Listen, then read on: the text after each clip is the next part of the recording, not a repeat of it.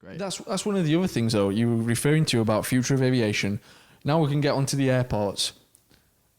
I think there has to be somewhat of a change. I mean, yeah. And this is the thing. Airports need to expand. And also, I think I think more need to open up in certain areas. Yeah.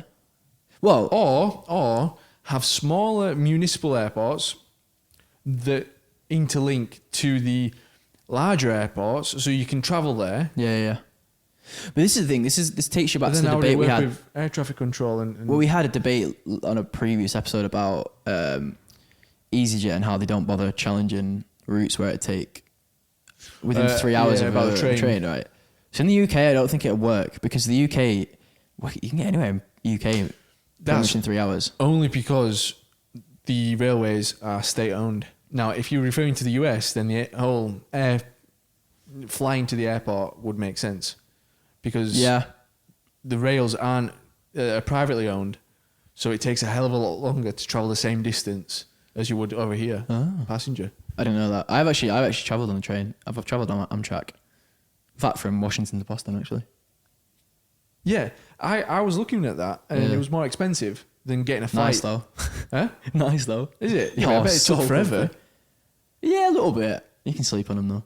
No, I know what you mean. That's though. the thing, but it's all very losing that time, and people, especially nowadays, everything's a quick society. Everything's happening quick. But this is the thing. I think looking at airports, I think people's demands have changed now. I mean, you look at some airports and they're so outdated. The security, like people's attention spans or like kind of ability to withstand certain situations, i.e., going through security, have shortened. Like people getting pissed off now. Like at Manchester Airport, the security when I recently went through was a little bit of a joke. Like they don't use the main security hall now. They use the overflows, and I don't understand why. The only thing I can think of is that they think it flows better. I'm talking about Terminal 1 as well. I know they just dropped a lot of money into Terminal 2. But Terminal 1, like, it's a bit of a nightmare security-wise. Do you know what the funny thing is, though? You're saying about some are outdated, but the airports which aren't outdated and the ones that are actually working and have been voted by the public as being the best are getting closed down. Yeah. So, I don't understand. It's all about catchment area, and I don't think people realise this, is that, like, the reason Manchester Airport, I think, is so popular, forget about Manchester. People in Wales have to fly from Manchester Airport. Like Northern Wales, everyone flies from Manchester Airport. Yeah. People as far down south as like Sheffield fly from Manchester. Well, yeah. I mean, like Derby, where I am, where I am in Halifax, we all fly from Manchester. I mean, Leeds comes into play. Leeds comes into play a little bit. Leeds definitely does take quite a bit of low cost. Yeah, mainly European flights. Yeah. If you live in Harrogate, York, which don't get me wrong. Point, you'll go. Don't get me wrong. I think the main demand for people like us is to go to Europe. It's not. Yeah, it's not like we've got everything here.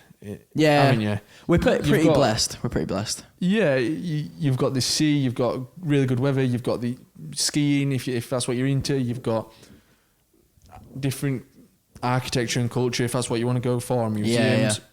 But this is the thing. Everything. Airports wise, like you say, I think places like Bulgaria or, you know what I mean, like these kind of up and coming developing countries in a way, they're becoming more popular and people want to go fly to them, so they're going to have to upgrade. Yeah. They're going to have to, and then this links back into the aircraft. Is that at the moment only certain types of aircraft to be able to fly into places like that. You see what I'm saying? Like everything interlinks. So you're right. I think. Well, also they need to upgrade the technology at these airports as well, like the air traffic control and the other things that they've got available. Yeah, I mean, I was messaging Alex from Pilot Network the other day. So I was asking him when I was on my flight back. Obviously, I think I mentioned we had an hour and a half delay, or we had a proposed hour and a half delay, and I was like, why is there so many delays? Every single flight I have kind of known about with friends and stuff, there's always been a delay attached to it. And I was like, why is this? And he goes, just they don't have the staff. ATC just don't have the staff to man. With there being so much air traffic in certain parts of the world, in Europe, they don't have the staff to cope with it.